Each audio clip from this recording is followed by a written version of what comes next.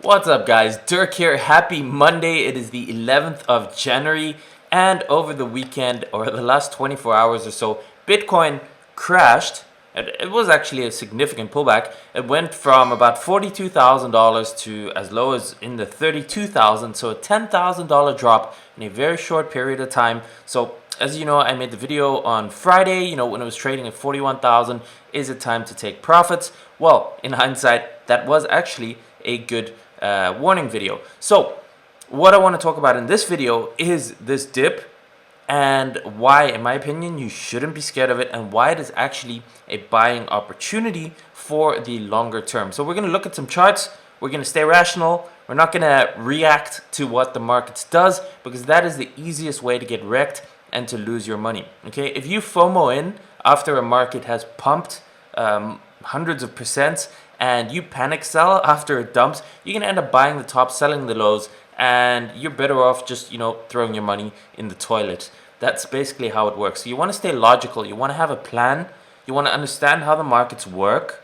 You want to make sure to be within your risk capital so that you are prepared for this volatility. Okay, if you are in this with way too much money compared to as a percentage of what you own, you're going to get stressed out by every single little movement. But if you stay within your risk allocation, and experts say, you shouldn't be more than 10% of your entire net worth in crypto. Some say even less, like 5% or less. So single digit percentages. If you have that, if the market drops 30 to 50%, you're still okay, because it's only 30 to 50% of that 10 or 5% of your net worth, right? So it's not like all your money is disappearing and you're suddenly down by 30 or 50%. But if you're too overextended, a drop like that is going to make you stress. You can't sleep. You're going to be panicking. You're going to make yourself a lot of problems. Okay, so stay within your risk allocations. Not financial advice, but from experience, I think that's a good idea. Okay, and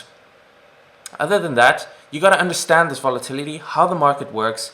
In previous videos, I've already explained in the 2017 bull run. We'll go through that again, how there were multiple 30 to 40% corrections, and this is healthy, and eventually the market ends up going way, way higher. And if you sell out and you react to these movements and you panic sell based on these movements, if you don't have a plan going forward, you don't have a longer term vision, you're going to end up losing a lot of money and missing out on a lot of potential gains. So let's hop over into the charts and let's have a look over here. Okay, so Bitcoin is trading at $35,000 right now. It's actually rebounded a lot already from the 32,000 level. So you can see over here, this is the daily chart. Bitcoin went from almost 42,000, right? We can call it 42, call it an even 42, to almost 32. And it did this literally in 3 days. It did it over the weekend, right? So last weekend, you can see over here, what was last weekend? Let's see. This weekend was 9 and 10, Saturday and Sunday, so 2 and 3. So the same kind of thing here. Last weekend also, there's a lot of manipulation going on in these weekends where there's just extreme volatility. So this was the last weekend, and you can see these 3 days over here. This was the weekend over here, these 3 days, right? So weekends in general seem to be a time when the market moves with crazy volatility, probably because there's a lot more institutional investment going on, and they probably don't work on weekends, right? Even though the market is 24/7, that means maybe the market is easier to manipulate or move on these weekends. Anyway, what I wanted to share here, so basically 42 to 32, right? If we put the little measurement tool in there, you can see that's a 23% decline. Now that's obviously pretty significant given that it happened in 3 days compared to any asset class. But remember, Bitcoin went from 10,000 to 40,000 in a few months. So it dropped by 23%. In my opinion, it's not a big deal at all. And let's actually do that now. Let's go look back at 2017, what happened there with the corrections. So guys, this is 2017, same chart, but look over here what happened, right? So this first run up where it went to about $3,000, okay? It looked insane at that point. The all-time high, the previous all-time high was the $1,100, something like that. And now it's already trading at 3,000 compared to any asset class. And back then, 2017, who knew? Bitcoin was still fairly new.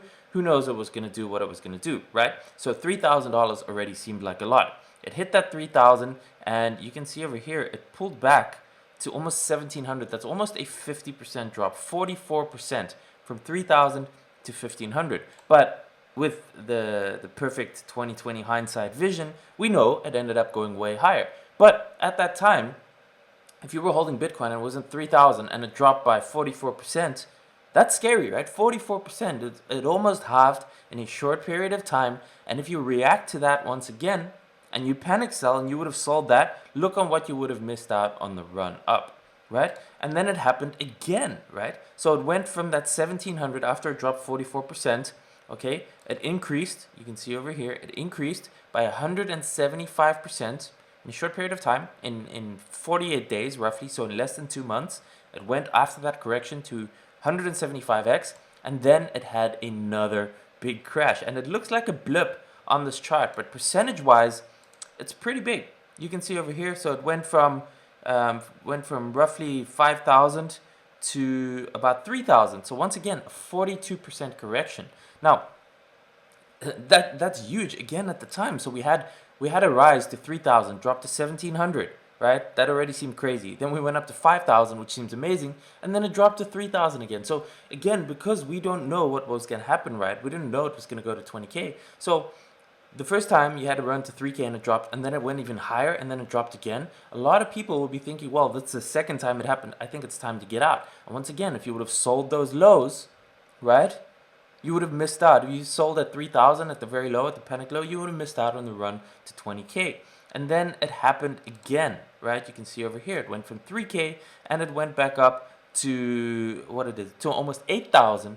164% gain once again in about a 2-month period, and then again it dropped, right? You can see over here it ended up dropping again. So then it went from 8K down to 5,600, a 27% drop, right? So we have 44%, 42%, 27%, 3 in a row. And even after that, after it dropped to 5.5K, it had a monster run, 4x, up to the all-time high, the last phase of the parabolic high, right? So it is important to keep this in mind. And you can see what I have over here. What I like are these indicators. I'm using the exponential moving average, but you can use simple moving averages too. You can create your own system. But basically what it is, the red one over here is the 200 exponential moving average on the daily. The blue one is the 50, and this is the 100 and the 20, I think it is. Yeah, the 20. So you can see over here, and this is good to keep an eye on, because you can see during the whole bull run over here, it did not drop below the 200 exponential moving average. On this point, it touched it, and since then it stayed above it. And as the trend continues to accelerate, it tends to stay above the 50 exponential moving average. You can see over here, it dipped down, right? It dipped down, acted as support, but here, the 50 acted as support, and it did not go below that, right? And here, all this way up in the parabolic highs, it stayed above the 50. So that is a pretty easy tool. Very simple. It's available on pretty much every chart that you can use to help you feel more comfortable in knowing whether or not the trend is still bullish or not. You can see over here, once it starts going below these averages, well, then things change. So while we're on the topic of averages, going back to the price action right now, you can see the 200 exponential moving average is currently at 16,800. So even if it were to pull back to this moving average, it would still technically be in a bull market. Now, keep in mind that every day that the price is above this moving average, the moving average continues to go higher. So even if it does end up dropping lower, this moving average is ending up higher. So there's a good chance that by the time, if this were to happen and it drops to around the 20K level, that this 200 moving average is around the 20K level, which also was the 2017 all-time high, which now could be support. So in terms of pullback levels, I think in an extreme case, it might be able to drop back down to the 20K level, which would have enormous support. It's the 2017 all-time high that could now act as support. It's a 200 moving average on the daily. You know, so as a maximum kind of line in the sand for the bull market, I would say 20K. Personally, I think it would not go below that. If it does, then, well, that would be bad for crypto, and we'd have to reassess at that point. But I don't think it will. And I have some other levels here. So the interesting thing to see, you can see over here too, is I still have these 4 moving averages, and right now the pullback has only been to the 20. You can see over here, this pullback was to the 20.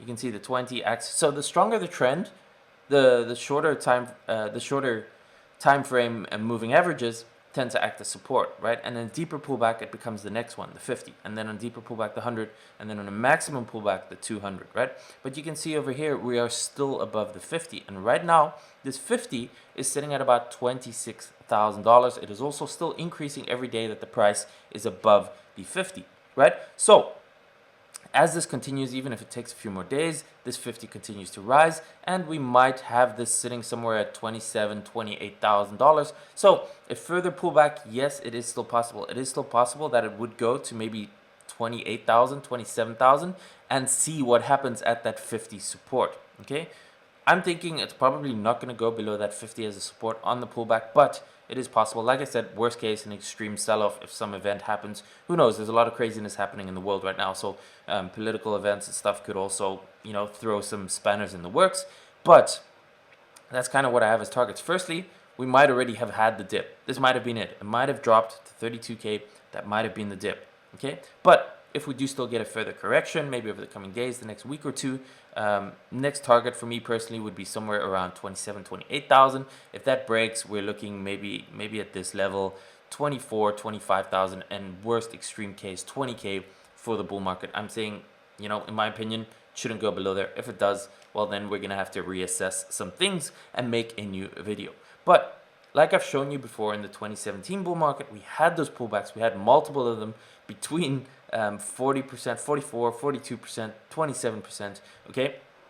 As I showed you earlier already, this has been so far a 23% pullback. Now, if what is happening in the world is really true and there's institutions just buying billions and billions and billions at a time, there is all that buying pressure, there's increased adoptions, exchanges seem to be going nuts, overloaded with new signups and support requests of retail FOMO. I'll make a video on that tomorrow about the retail FOMO that's starting. It's definitely starting to look like more and more people are starting to get interested into crypto. So if that buying pressure is there, then the dips are probably not going to be as big as we saw them in 2017 with those 44% drops, right? We might only be seeing 20-something percent drops this time around. Now, we could get a 40% drop. Yes, would be kind of crazy. 40% would put us at, it would put us about 25K. It is a possibility, right? But there is also a real possibility that maybe this time it was a 23% drop. Let's see what happens over the coming days. And in 2017, also these corrections, they lasted 1, 2, 3 weeks sometimes. It is completely possible, okay? Nothing goes straight up in one direction. Personally, I think we still have several weeks, at least, if not several months on the cycle to go, maybe the whole rest of the year, okay? So if that continues, we can expect multiple corrections along the way. And these corrections, in my opinion, are buying opportunities, right? You don't want to be buying in after something's been pumping for days and days and days after it's up hundreds of percent. You wait for the dip in a bull market. You use indicators, moving averages, perhaps bullish divergences on the RSI to find those entry points on the dips. See if you can find those lows, and then those are buying opportunities, okay? That is my opinion. Hopefully this helps you. This keeps you a little bit feeling, more comfortable with this. I really do think there is more time to go, and I think this is going to end up going higher. Hashtag not financial advice, but let's keep an eye on it. And one of the key things is also you don't want to get shaken out in these movements, okay? So you want to stay within your risk allocation. You want to be careful. You want to be taking your initial capital once your investments double, right? That's always a smart thing to do. Maybe you want to take some profits off the table. But like you saw, what I showed you in the 2017 rallies, right? If you get shaken out in those early stages of the bull market and you miss that huge parabolic run up, you're going to be kicking yourself, right? So it's a balance of fear and greed. You want to stay logical. You want to look at the cycles. You want to look at the previous patterns and keep all of that together. So make sure that you subscribe to the channel if you haven't done so already. I'm going to be updating you all the way through the year with my thoughts on the charts, on where we are in the cycles and things like that. And the best way to do that is to be subscribed to the channel, click the notification bell. Please turn the like button blue. It helps the video go out to more people. Leave a comment with your thoughts. What do you think? How deep is this correction going to go? How high are we going to go after this correction? And so on and so forth. I'll answer all your comments personally. And for the rest, have an awesome day, and I will see you in the next video. Peace.